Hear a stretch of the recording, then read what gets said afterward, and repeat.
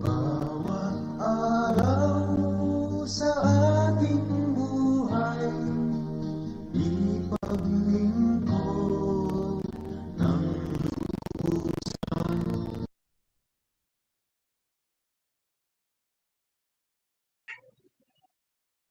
Isang mapagpalang gabi po ang aking pagbati sa inyong lahat. Welcome po sa ating Hope Meeting.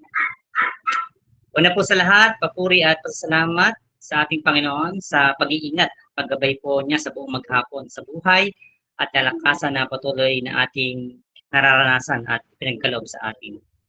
Ano man po ang naganap sa ating buong maghapon, pasalamat po sa Panginoon ang ay laging nandoon. At ang kagalakan po tayo na magkakasama sa gabing ito upang umawit ng papuri sa ating Panginoong Diyos. At mapakinggan po ang testimony sa nating kapatid kung paano naranasan niya ang habag at biyaya ng Panginoon maging hamon po sa atin at higit po ang pagpapahayag po ng salita ng Diyos na patuloy po nagpapalakas sa ating buhay spiritual. Maraming salamat po sa ating mga kapatid na walang sawang nagpapasanangling ng Hope Meeting sa inyong mga mahal sa buhay, mga kaibigan katrabaho, upang marami po maabot ang gawain nito.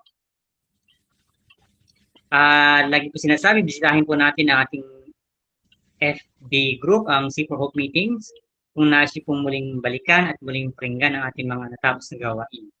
At kung hindi po kayo kabilang sa ating group na ito, mag-join lang po kayo. Paalala po, mamaya pagkatapos po ng mensahe, meron po tayong breakout session.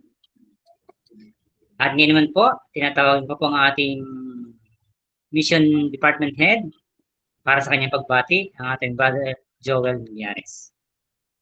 Magandang gabi po mga kapatid, isang kagalakan pong muli ang makasama kayo sa pag-aaral ng salita ng Panginoon.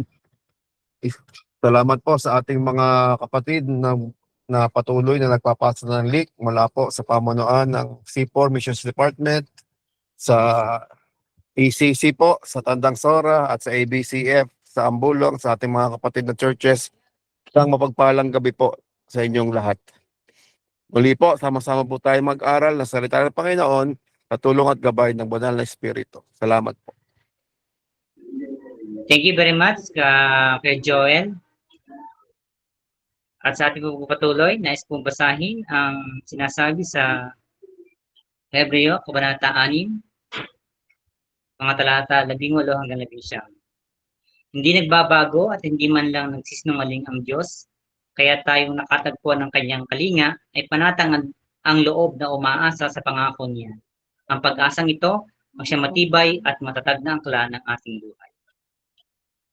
Sa pagkakataon po ito, nais ko pong ibahagi ano po ba ang Hope Meeting? Bakit nga po ba tayo nagkakaroon ng ganitong gawain? Ang Hope po ay stands for Household, Opportunities, Presentation, and Experience. At ang C4 Hope Meeting po ay naglalayo na maibalita ang makapangyarihang pagkilos at mensahe ng Panginoon sa komunidad. May bahagi ang galak na dharma dahil sa biyaya ng Panginoon at layunin po na mahamon ang bawat isa na tumugon sa Panginoon at makibahagi sa buhay ng may pagpapahalaga sa Kanya at sa Kanyang kalooban. Tayo pong sama-samang umawit sa Panginoon. Awitin po natin, Kami Katagpuin.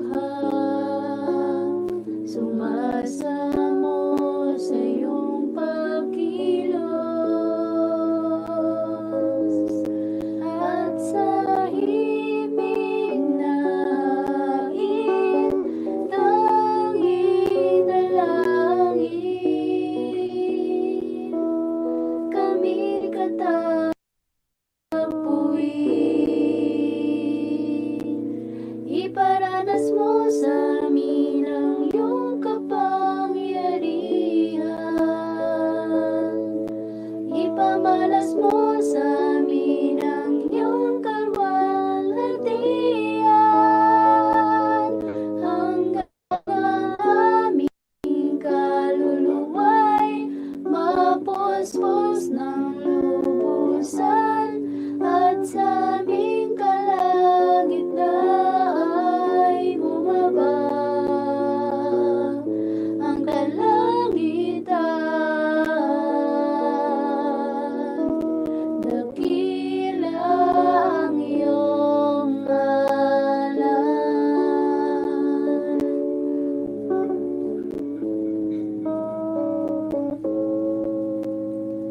Narito kami, nagpapakumbaba, sumasamba sa isang Diyos. Hinahanap namin kaligtan ng iyong mukha, sumasamo sa iyong pagkilos, at sa himig na hain, tanging dalangin, kami katagpuin. Iparanas mo sa amin ang iyong kapangyarihan. Ipamalas mo sa amin ang iyong kalwalhatian.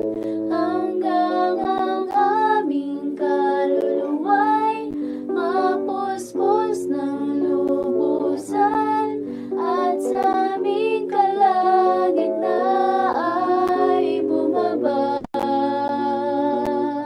ang kalangitan. Dakila ang iyong ngalan. Iparanas mo sa amin ang iyong kapangyarihan.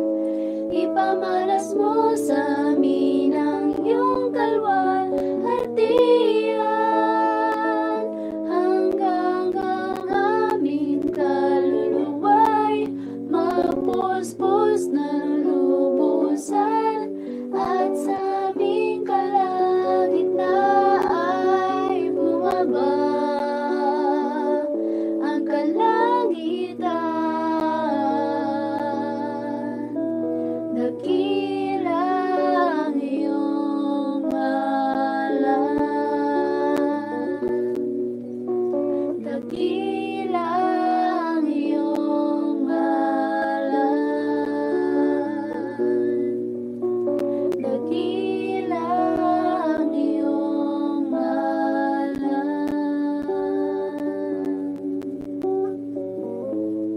Amen.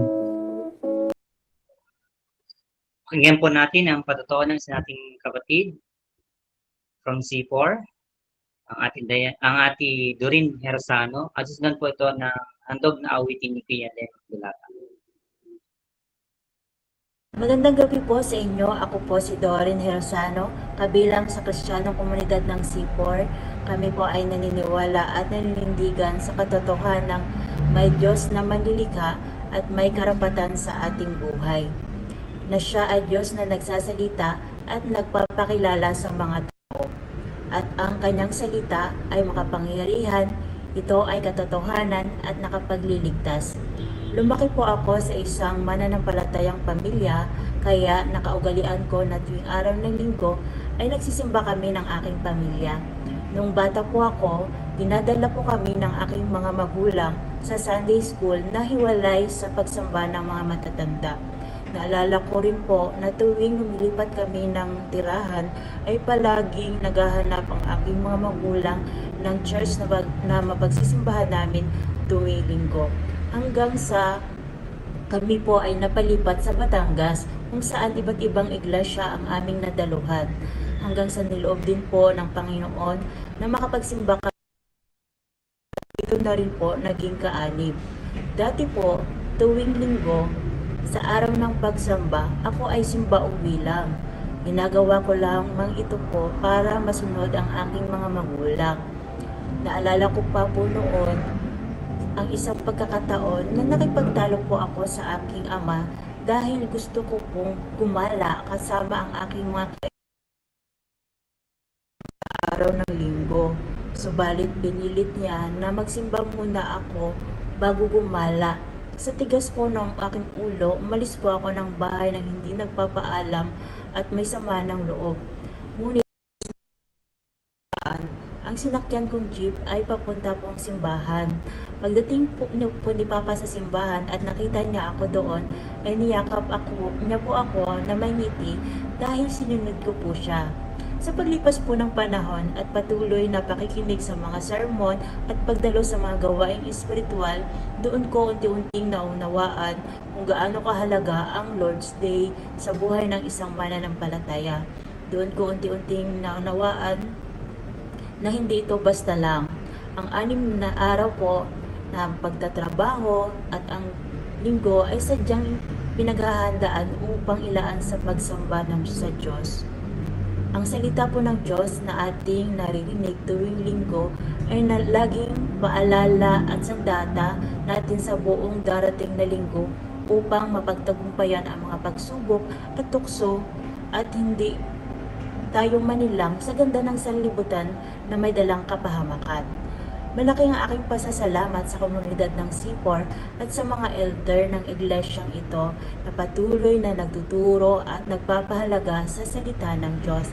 Sa pamamagitan nito, mas nakilala ko po ang Panginoon kung gaano siya kabuti, kabiyaya sa akin at sa aking pamilya. Ngayon, hindi lamang po ako nagsisimba dahil sa utos ng aking mga magulang, kundi dahil nakita ko ang tunay na halaga nito sa aking buhay at ang malaking mawawala kapag ito ay aking ipinagwalang bahala.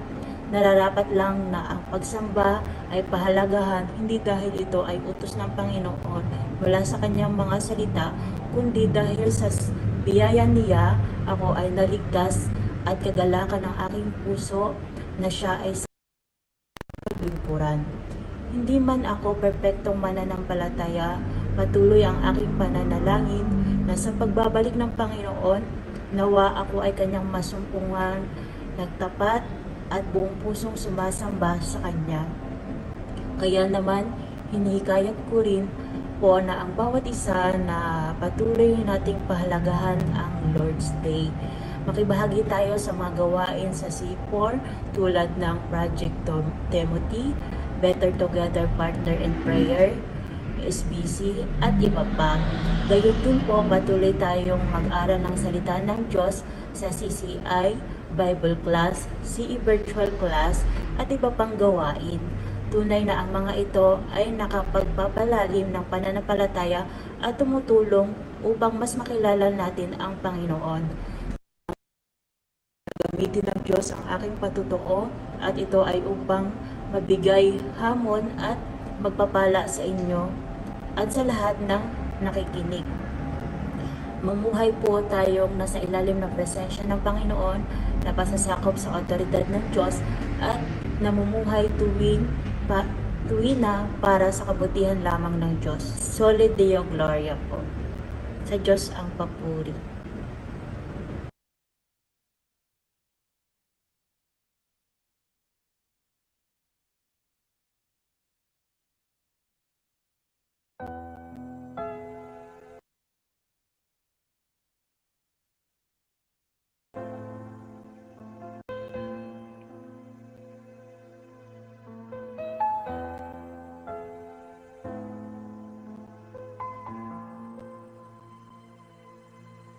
Ang tinig mo ay aking hanap-hanap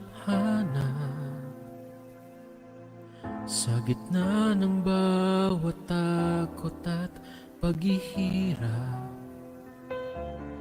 Sa kabila ng aking pagkukulang. Katapatan mo, O Diyos, tanging laan. Sa puso at damdamin, ika'y mananatili. Walang hanggan ang alay mong pag-ibig. Natagpuan ng iyong pag-ibig na dakila. Doon sa krus, ako'y iyong pinalaya. Jesus, ako'y aawit ng walang hanggang pagpupuri. Ang puso ko'y sa'yo iaalay.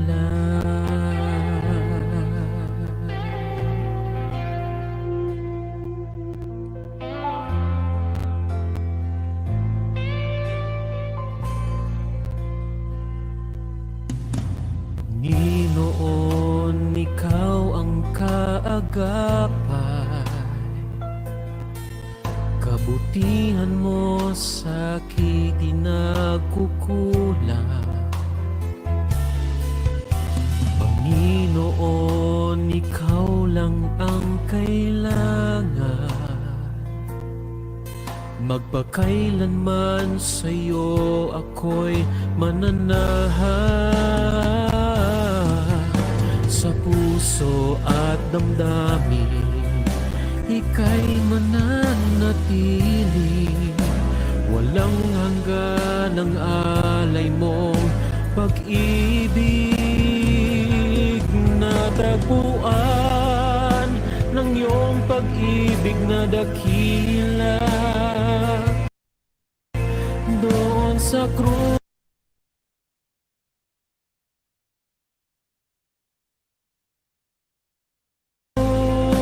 ako'y iyong pinalaya. Jesus, ako'y aawit ng walang hanggang pagpupuri. Ang puso ko'y sa'yo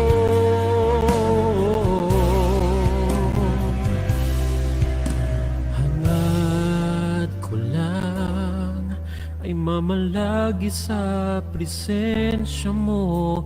Natagpuan, ako'y binago ng pag-ibig mo. Hangad ko lang ay mamalagi sa presensya mo. Luwalhatiin ang pangalan mo.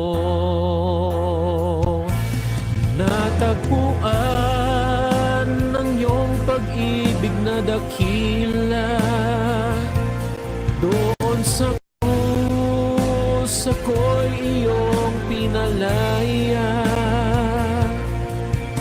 Jesus, ako'y aawit ng walang hanggang pagpupuri. Ang puso ko'y sa'yo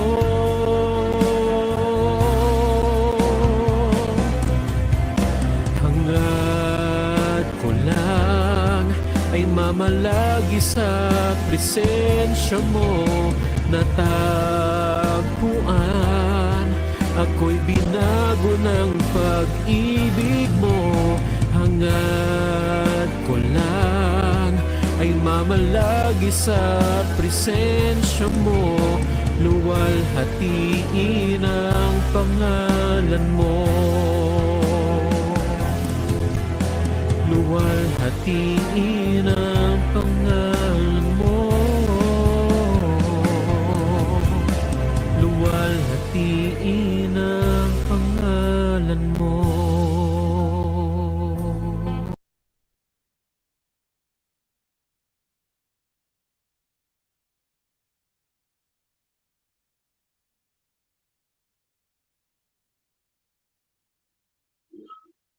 Maraming salamat po sa buhay po ng Ate Doreen, sa kanyang pagpapahalaga sa mga gawain ng Panginoon. Again din po kay Tia Len, salamat sa iyong buhay sa paglilingkod sa pamamagitan ng pag-awit. Dadako po na po tayo sa papahayag ng salita ng Diyos. Pakinggan po natin ang mabuting balita na ipahahayag na mensahe ng Diyos sa pamamagitan po ng ating kapatid, Brother J.R. Gonzales. Magandang gabi po sa bawat isa. Salamat po, Kuya Johnny. Salamat din, Ate Doreen, sa iyong nakakahamong patotoo. Yan, sa kabila ng lumaki ka sa Kristiyanong komunidad, ngunit hindi ito agad makikita sa iyong buhay. Yung patuloy na paglago sa tulong at gabay ng ating mga magulang, ng mga tunay na nagmamalasakit sa atin spiritually, unti-unti natin maunawa ng kahalagahan ng mga gawain ng ating Panginoon. At hanggang sa mga panahong ito, yan, nagpapasalamat ako sa buhay mo bilang active sa gawain ng ating Panginoon at patuloy na nakikita yung patuloy na paglagong spiritual. Yan, salamat din po, Kuya Lemuel, sa magandang mensahe ng awit. Natagpuan. Nawa, tulad na mensahe natin ngayong gabi, matagpuan ng bawat isa ang mga katotohanan mula sa salita ng Diyos at yung mga ipinamumuhay natin na hindi nakabase dito ay mapalitan talaga ng katotohanan ito at patuloy na magbago sa ating mga buhay at matagpuan natin ang ating mga naisin. Lahat ito ay para sa kapurihan lamang ng ating Panginoon. Yan muli, magandang gabi po sa bawat isa. Sa pong kagalakan, pribilehiyo na muli ako po ang maging tagapagdala po ng mensahe ng ating Panginoon sa nagpapatuloy nating gawain, ang Hope Meeting. Ang ating pong paksa sa taong ito ay a community committed to God's truth, walking in humility in every godly pursuit. Isang komunidad na nakatalaga sa katotohanan ng Diyos, lumalakid ng may kababaang loob sa bawat makadiyos na hangarin. Salamat sa ating komunidad na nandoon ang patuloy na pag-aaral ng salita ng Diyos, nandoon ang patuloy na encouragement sa bawat isa na talagang lumakad sa makadiyos na hangarin. At ang ating timbers ngayon taon ay matatagpuan sa Isaiah chapter 66 verse 2. But this is the one to whom I look, he who is humble and contrite in spirit and tremble at my word. Ang nais at tinahanap ng ating Diyos ay mga taong mapagpakumbaba at may pusong nagsisisi at may takot, sabi nga'y nanginginig sa kanyang mga salita. Ito po yung mga taong may tunay na pagkaunawa sa salita ng Diyos, may tunay na pagkaunawa sa sinasabing pananalig sa Diyos. At nawa patuloy tayo matagpuan na nandun po ang kagalakan na ang kanyang naisin ay patuloy nating maipamuhay. At sa ating pong pagpapatuloy, tayo po muna manalangin. Nagpupurit, nagpapasalamat kami, Panginoon, sa gabing ito. Salamat po sa buhay ng aking mga kapatid na ngayon ay kasama, kabahagi sa pag-aaral muli ng iyong mga salita. Bilang tagapagdala ng iyong mensahe, gabayan nawa ako ng banal na Espiritu. Nawa mga katotohanang sasambitin ko ay patuloy na tumimo sa aming mga puso at isipan, maging hamon sa amin upang patuloy na mabago ang mga buhay namin tungo papalapit sa iyo at sa katotohanan ng iyong mga salita. Patuloy din namin inilalapit ang aming mga kapatid na may mga pinagdadaan ng mga pisikal na kalalagayan, Panginoon. Kayo po ang nakakabatid para sa aming mga kapatid na to. Kayo po ang patuloy na magbigay ng kagalingan sa kanila, Panginoon. Patuloy na kasagutan sa kanila ring mga panalangin, anumang kanilang mga hinaing, mga problema, mga pagsubok na kinakaharap ay patuloy nawang maranasan nila ang iyong pagsama, ang iyong yakap, Panginoon, at ang kapayapaan na nagmumula sa iyo dahil sa kanilang tunay na pananalig sa iyo, Panginoon. At ngayong gabi, Panginoon, sa amin rin pag-aaral nito, nawa patuloy na kumilos kayo sa aming mga puso't isipan at patuloy na may sa pamuhay ang aming mga mapapag-aralan. Kaya sa inyo po namin patuloy pinagkakatiwalaan lahat ng ito sa tayong pangalan ng Panginoong Hesus. Amen. Magandang gabi po muli sa bawat isa. Sisimulan ko po sa isang tanong ang ating pag-aaral ngayong gabi. What is God most precious gift? What is God most precious gift? Sa lahat ng ginawa, ibinibigay ng ating Panginoon, ano ba ang pinakamabuti sa lahat? Ano yung masasabi nating labis na ipinagpapasalamat natin sa Kanya? Ito ba yung ating mga buhay? Ito ba yung ating mga mahal sa buhay? Ito yung mga magandang kalusugan, mga pagpapala, o mga natamong mga achievement? O ito ba yung kaligtasan at kaunawaan sa salita ng ating Panginoon? At pag na-discover na natin ang mga ito, ang sunod ko naman tanong, what are you doing about it? Ano yung ginagawa natin ukol dito? Marami po sa atin ang hindi alam ang mga pagpapala ng Diyos. Yung kayamanang nasa Kanya na, tapos patuloy pa rin ang paghihinagpis, pagrereklamo, patuloy na paghingi, pero hindi naman nasusumpungan na talagang nagtatapat sa Panginoon. Nagbabalik sa Kanya ng pagkilala, pagpupuri, at pagsamba. Kaya ngayong gabi, ang ating pag-aaralan ay hango sa sulat ni Apostol Pablo, ni Apostol Pedro, sa kanyang ikalawang sulat, sa ikalawang Pedro, chapter 1, verses 1 to 4.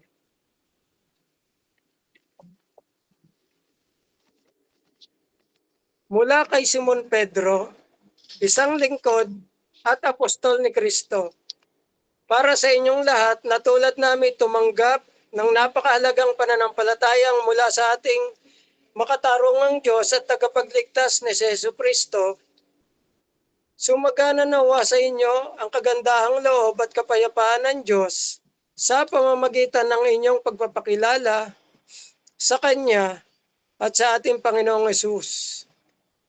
Tinanggap natin sa pamamagitan ng kapangyarihan ng Diyos ang lahat ng bagay na nagtuturo sa atin upang tayo mamuhay na maka-Diyos.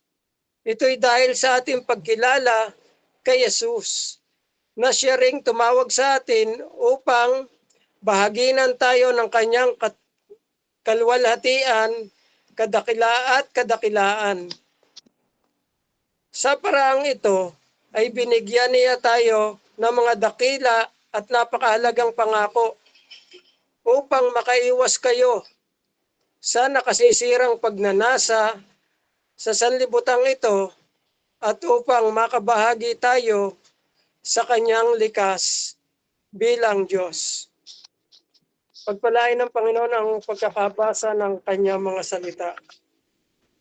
Binanggit ito ni Apostol Pedro upang ipakita ang kanyang authority sa pagtuturo na mahalaga po na tanggapin natin ito bilang nagmula sa ating Panginoong Hesus at ating pahalagahan sa ating mga buhay.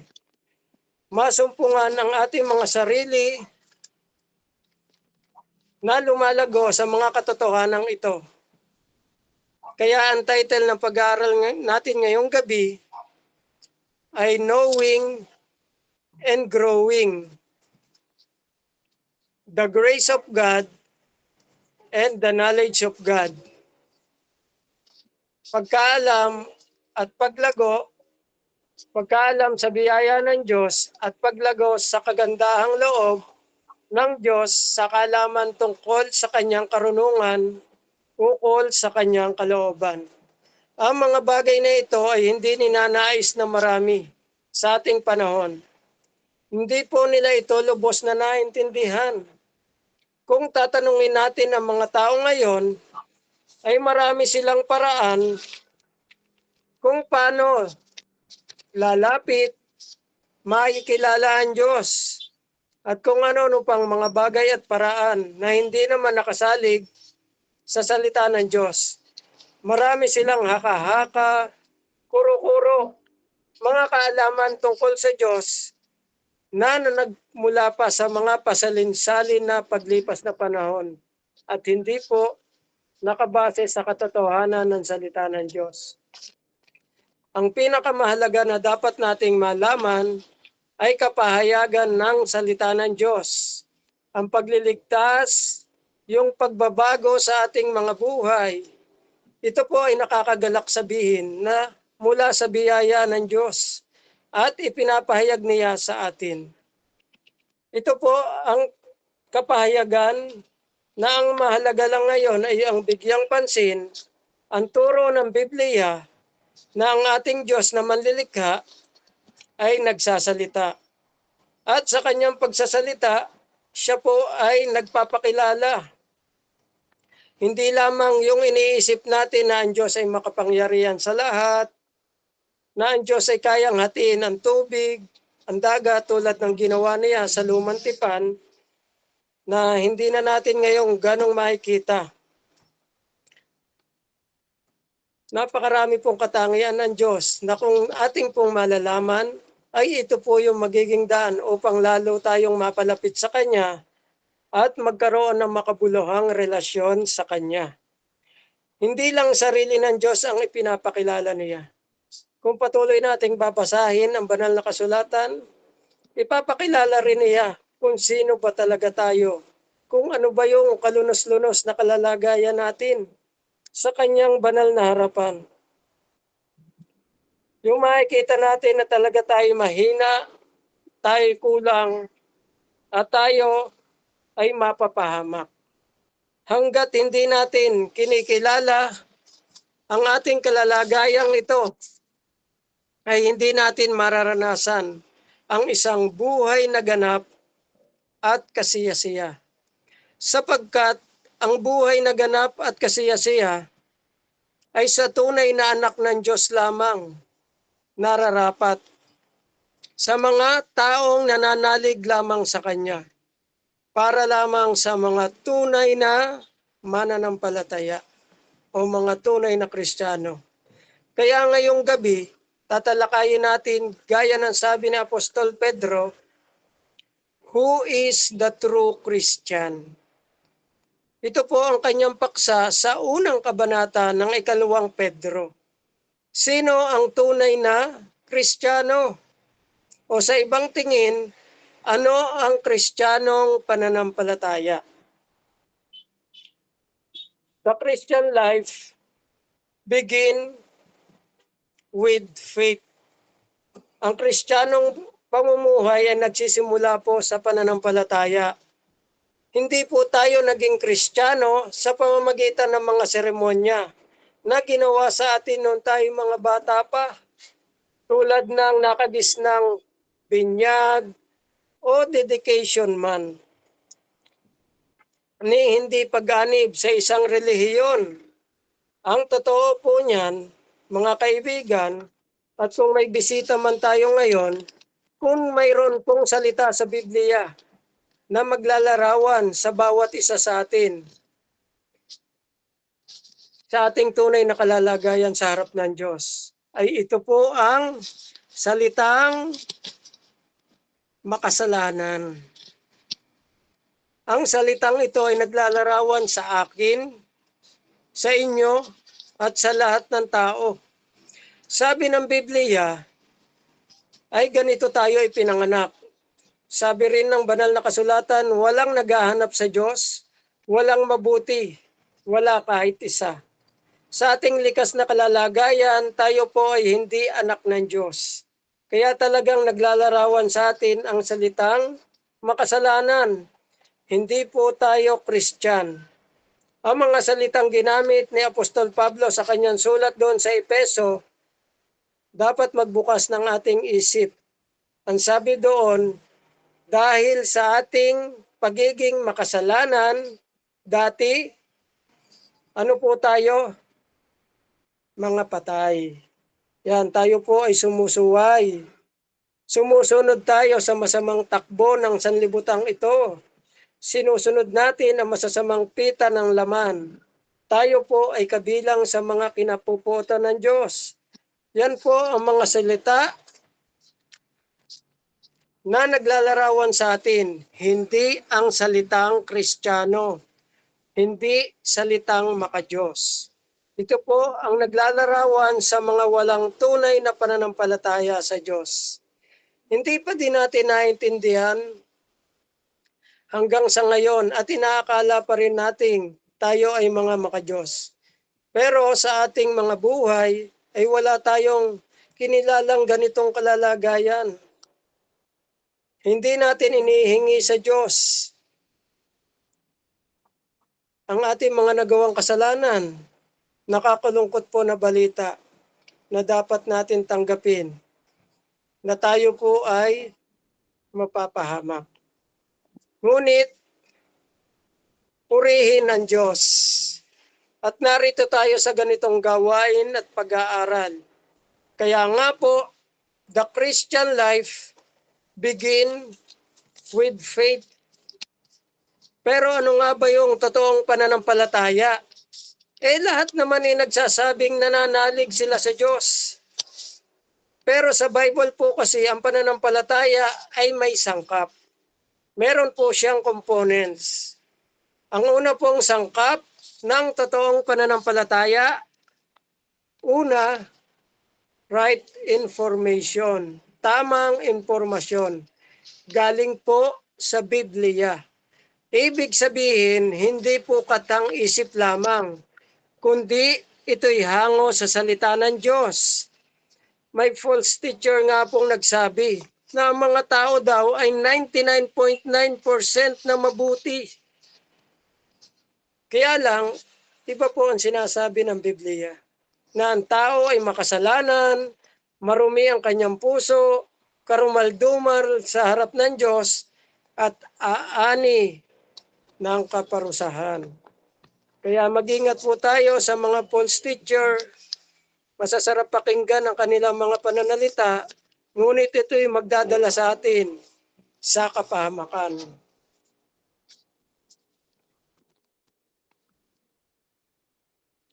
Ito po ang panahon na siyasatin natin ang ating mga puso. Kung ang impormasyon na mayroon tayo ay mula lang sa kasinungalingan o mula sa purong salita ng Diyos. Isa pa pong sangkap ay ang pagkaunawa.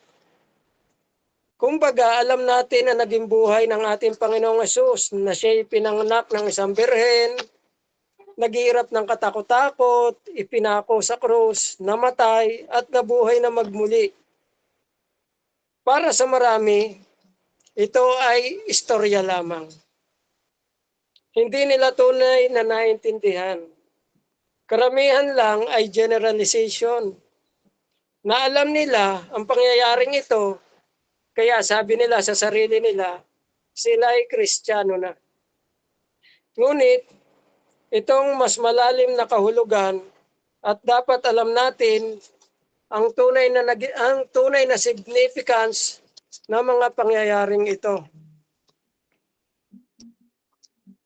Ang pagkaunawa sa mga katotohanan mula sa salita ng Diyos at doon natin mararanasan, doon pa lang po natin mararanasan ang ikatlong sangkap.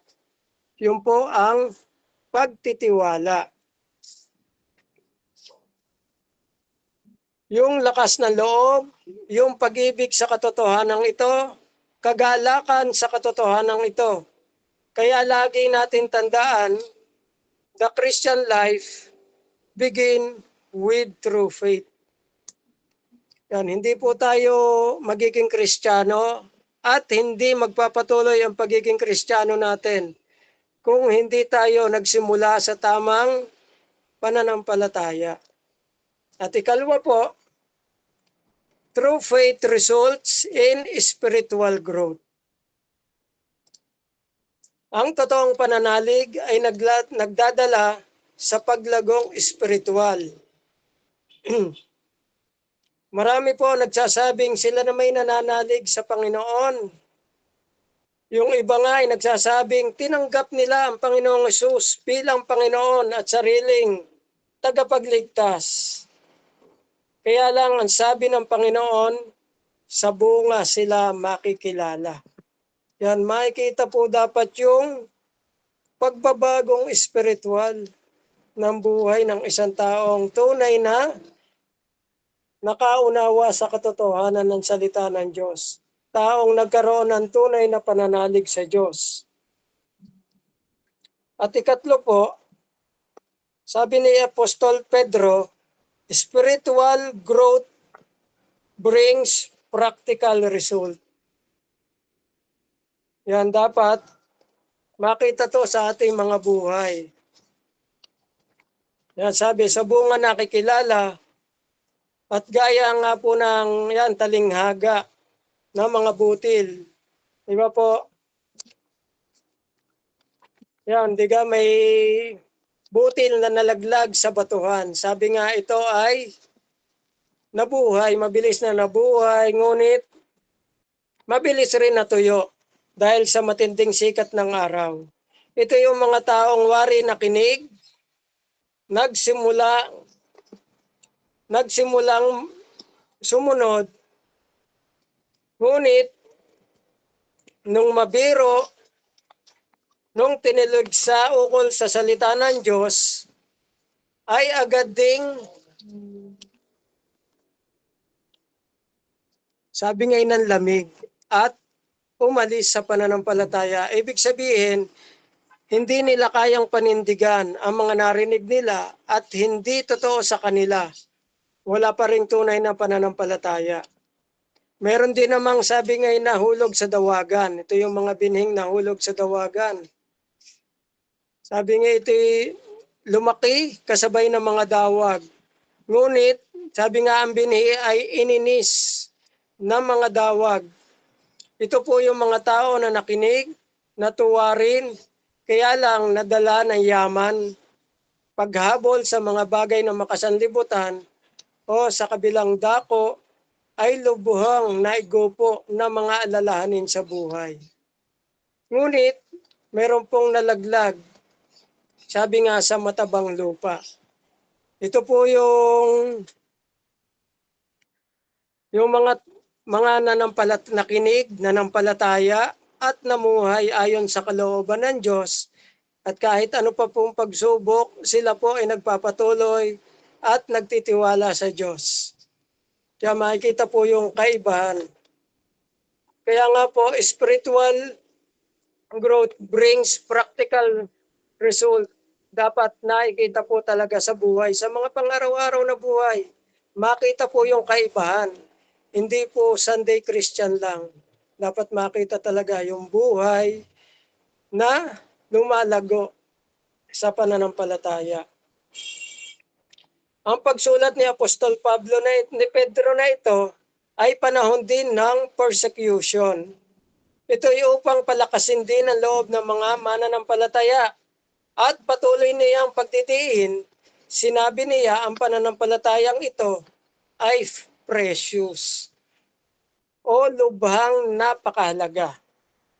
At sa huling bahagi, tignan natin, ano ba itong precious faith? Bakit ba ito lubhang napakahalaga? Itong precious faith na ito ay about a person. Yan, this faith is in a person. At ito po ay tungkol sa ating Panginoong Hesus. Marami po nagsasabi na sila'y may pananampalataya. Minsan, kahit sa kapwa-tao natin, di ba po nagsasabi tayo, I have faith in you. may tiwala ako sa iyo, may pananampalataya ako sa iyo, kaya mo yan. Yun, di ba po? Yung mga ganon. Ang faith na sinasabi ng Biblia ay mahalaga lang kung ito ay nakasalig. May ibang pananampalataya na nakasalig lang sa simbahan, sa relihiyon, ang iba'y nakasalig sa ginagawa natin.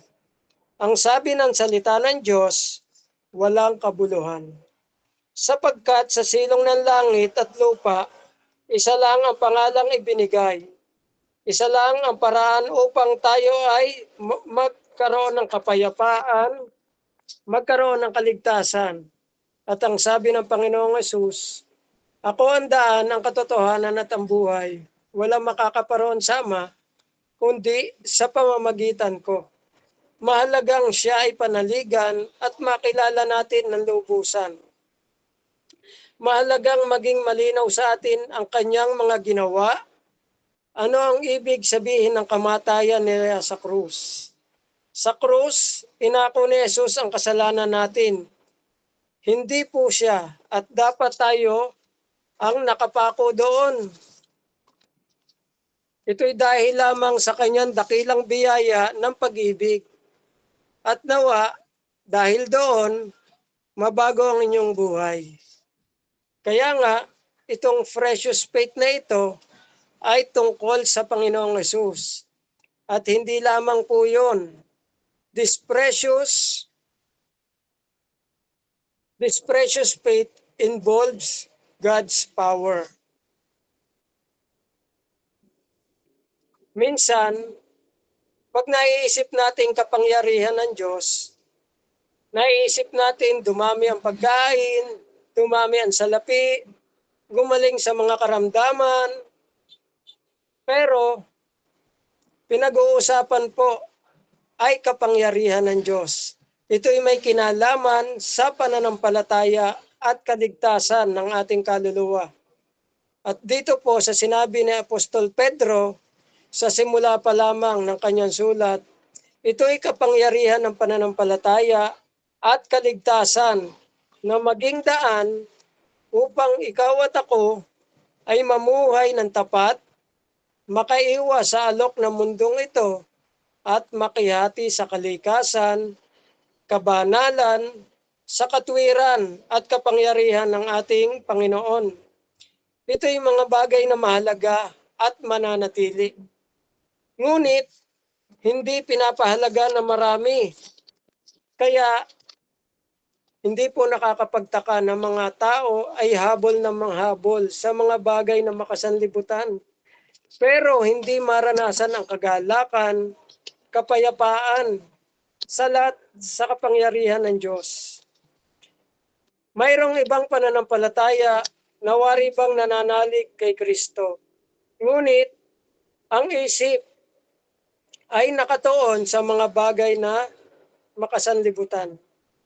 Pero mayroong mga tao, mahirap man o mayaman, mataas o mababa man ang kalagayan sa buhay, dahilan sa pagpapahalaga sa Panginoong Jesucristo, pagpapahalaga sa kanyang mga salita, alam nilang ito'y makapangyarihan.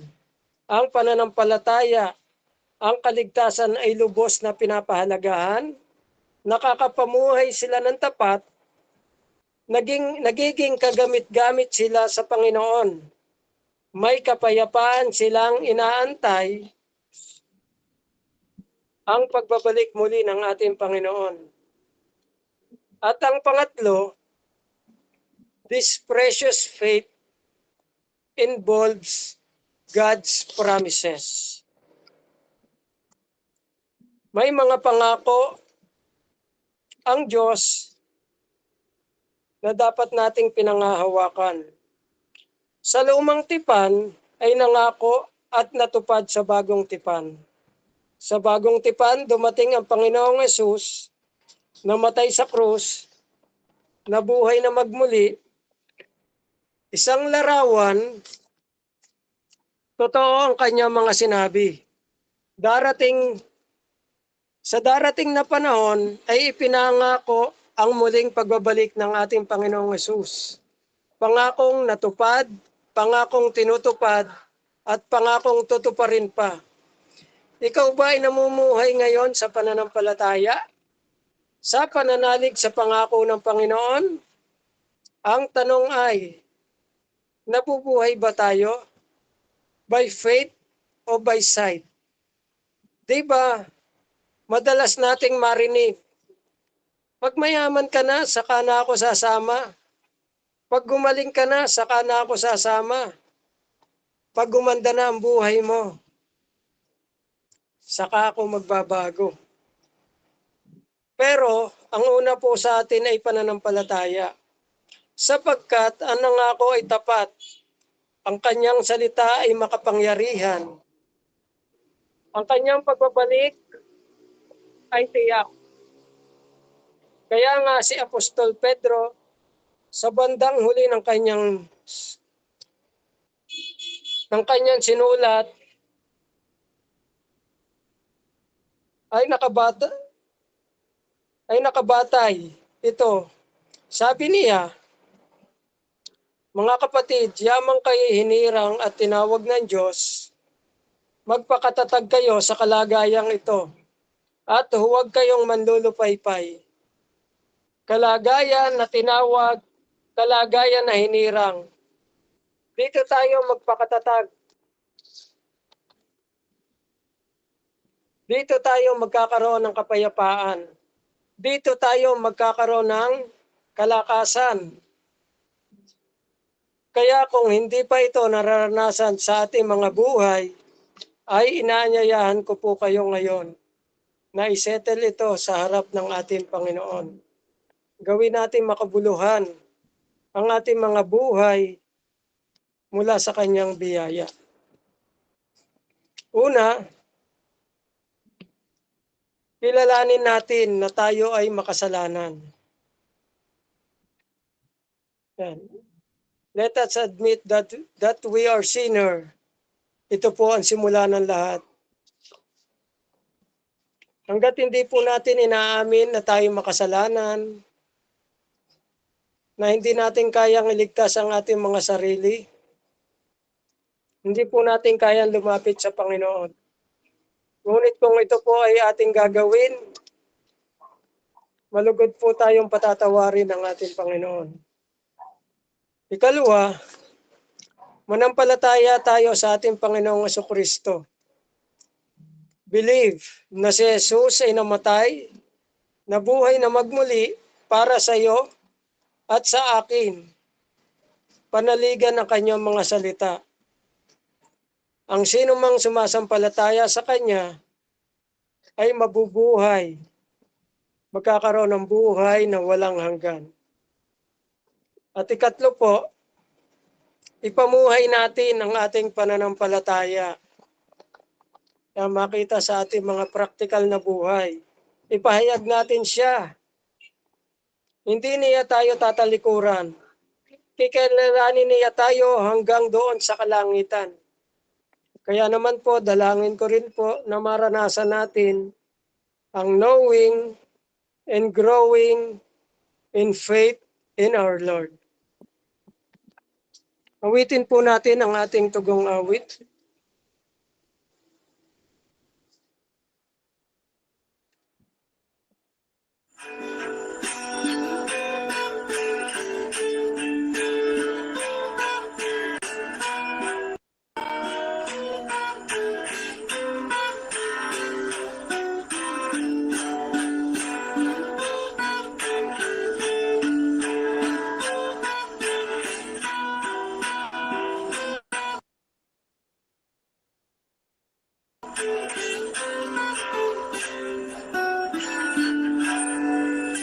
Siyong maasang kaibigang tapat at sandigan. Sa'yo nagmumula kapayapaan, kabutihan, di kayang sukatin ang pag-ibig mo. Mga pangarap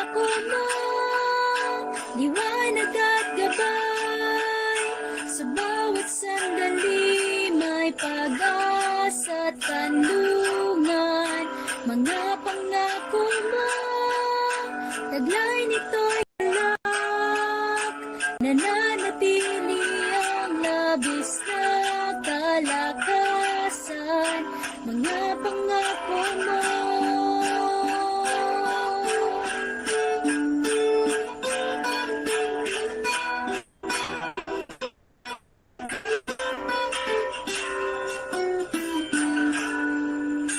Ako'y lumalapit sa iyong kagandahan, walang alinlangan. Ikaw ang pag-ibig, kapahingahan, walang hanggan. Di kayang sukatin ang pag-ibig mo, mga pangako mo, liwanag at gabay. Sa bawat sandali may pag-asa at kanlungan, mga pangako mo, taglay nito'y galak, nananatili ang labis na kalakasan, mga pangako mo, liwanag at gabay. Sa bawat sandali may pag-asa at kanlungan, mga pangako mo, taglay nito'y galak, nananatili ang labis na kalakasan, mga pangako mo, mga pangako mo.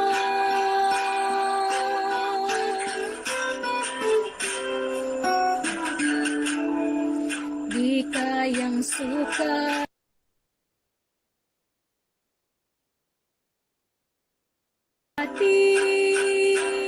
ang pag-ibig mo,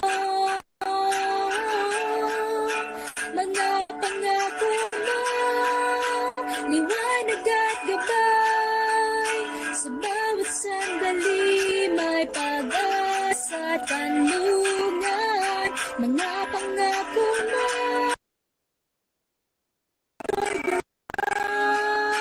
nananatili ang labis na kalakasan, mga pangako mo, liwanag at gabay. Sa bawat sandali may pag-asa at kanlungan, mga pangako mo, taglay nito'y galak, nananatili ang labis na kalakasan, mga pangako mo,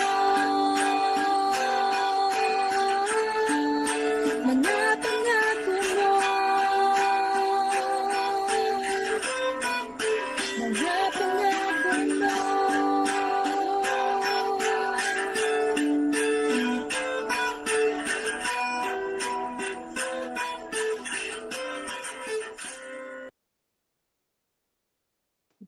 Kami po manalangin. Panginoon, salamat po sa iyong mga salita. Nawa, tunay na naunawaan namin ito. At ito'y daan po upang patuloy na lumago ang aming pananampalataya at pananalig. Tayong sa iyo lamang, Panginoon. Nawa, kayo po ang patuloy na kumilos sa buhay ng bawat isa. Patuloy na matagpuan na talagang nagpapatuloy para sa daan ng kaligtasan, nagpapatuloy upang lalong maabot din ang aming mga mahal sa buhay para sa patuloy na pagbabahagi ng iyong mga salita at ang mga katotohanan nito ang aming Panginoon na ipahayag sa kanila upang ang mga maling katotohanan na nabuo na sa kanilang mga puso't isipan ay mapalitan ng katotohanan mula sa liwanag ng iyong mga salita na siya naman magpapalaya sa kanila at patuloy na magiging daan upang lumapit sa iyo sila ng lubusan. Kaya salamat po sa gawain ito at sa inyo po namin patuloy binabalik ang lahat sa tayong pangalan ng Panginoong Hesus. Amen. Amen. Nagpupuri po at pasalamat sa ating Panginoon sa mga katotohanan po ng kanyang mga salita. Sa mga nagnanais pong magpasalamat, pwede po kayong mag-mute or mag-type sa ating chat box or i-click niyo po ang isang button. Maraming salamat po sa ating mga kapatid na nandito po sa ating Google Meet. At syempre po sa mga kapatid na tumutok po sa ating FB Live. Meron po tayong breakout session. At kung wala na po, tayo po ay mag-open ng ating cam para po sa ating picture taking.